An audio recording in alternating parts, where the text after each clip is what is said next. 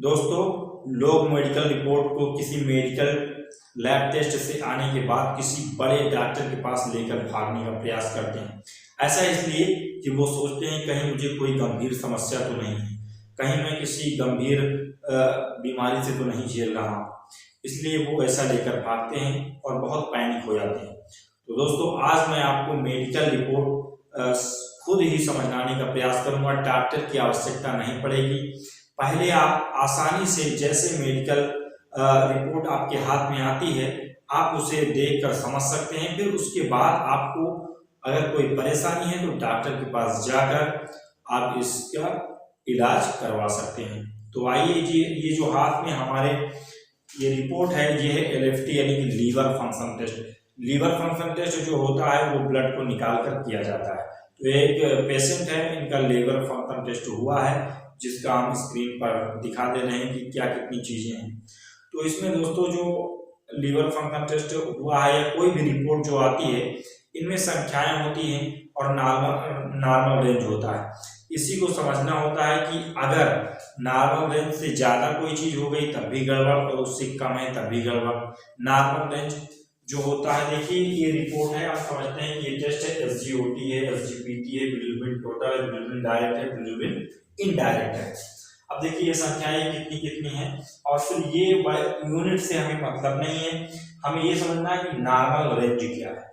Normal range वो संख्या होती है, नॉर्मल रेंज में दो संख्याएं दी जाती हैं और इनके बीच में अगर वो संख्या, वो जांच की संख्या आ गई तो समझ लीजिए कि आप बिल्कुल नॉर्मल हैं, यानी कि आप स्वस्थ हैं।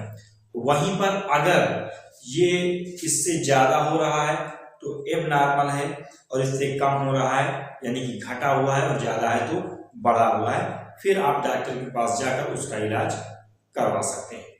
तो देखिएगा जो SGOT है वो यहाँ पर दिया गया है कि 5 से 40 के बीच में होना चाहिए, और SGPT 10 से 40 के बीच में, और ये 0 से 1.0 के बीच में, ये 0 से 0.3 के बीच में, ये 0 से 0.8 के बीच में होना चाहिए।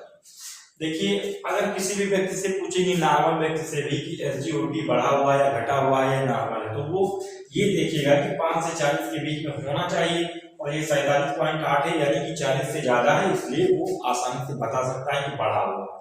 ठीक उसी प्रकार 43.8 है, ये 10 से 40 के बीच होना चाहिए, ये भी 43-40 से ज्यादा है, इसलिए बता देगा कि बढ़ा हुआ है।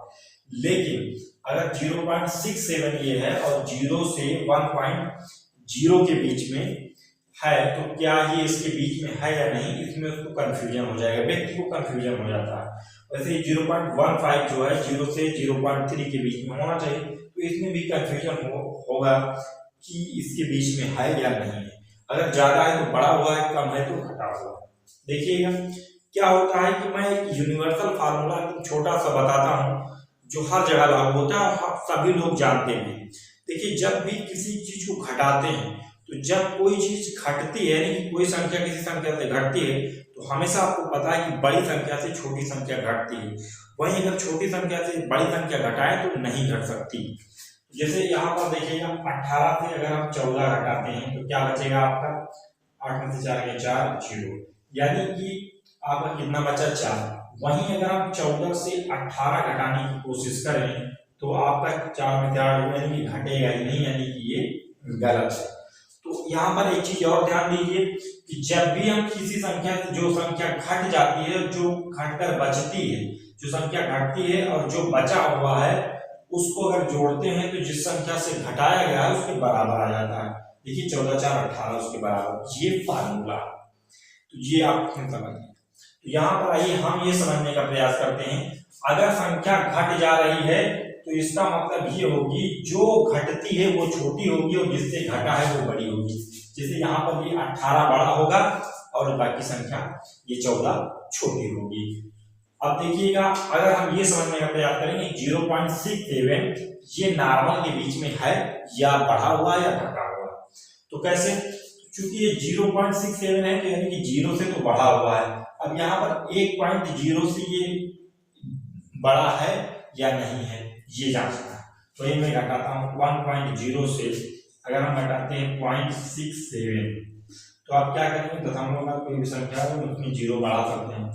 तो यहाँ पर एक उदाहरण ले लिया, तो आप घटाना जानते हैं, 10 में से 7 गए, यहाँ पर 3, यहाँ पर 9 में से 6 गए, 3.33 बचा।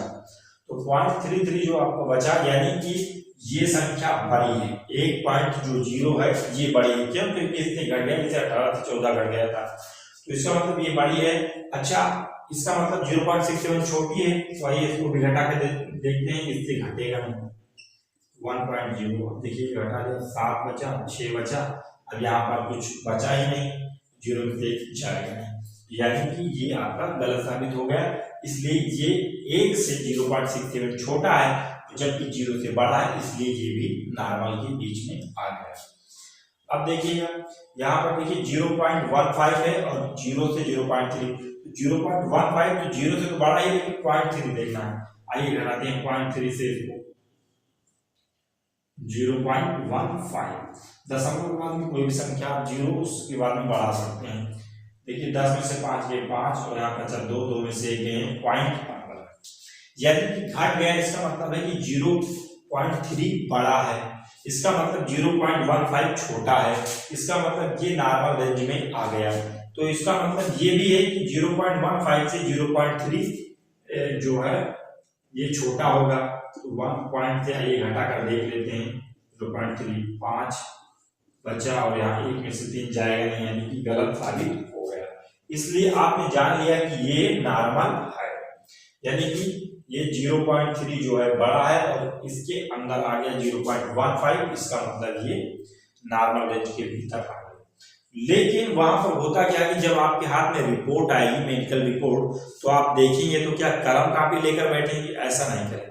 तो यहाँ पर आप सिर्फ 2 सेकेंड में देख कर ही कैसे जान जाएंगे, और कैसे उनके बीच में जो आपका कंफ्यूजन बना रहता है उसको बिल्कुल एक्यूरेट निकाल लेंगे, इसके बारे में फार्मूला बताता हूँ। इसके बारे में ये आप समझिएगा कि अगर आपसे ये पूछा जाए 5 है और 4 है, आप बताइए इसमें से कौन बड़ी संख्या है, तो आप बताएंगे 5 और 4 छोटी।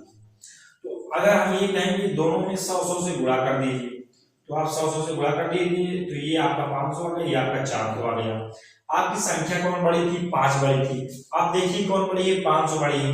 यानी कि ये हुआ जब 2 संख्याओं में सेम संख्या से गुणा करेंगे, तो जो संख्या बड़ी होगी वो हमेशा बड़ी आएगी, जो संख्या छोटी होगी वो छोटी आएगी। तो आइए इसमें हम पता करते हैं कि 0.15 और 0.3 में कौन बड़ा है, जबकि यहाँ आप टेस्ट कर चुके हैं कि 0.3 बड़ा है। तो हमने मान लिया कि 100 से दोनों संख्या को गुणा कर दिया।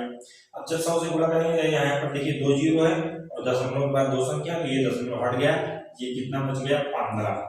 वही यहाँ पर 1 दशमलव बाद 1 संख्या, 0 कट गया, बचा 10 × 3 10 × 30। कौन सा बड़ा निकल कर आया?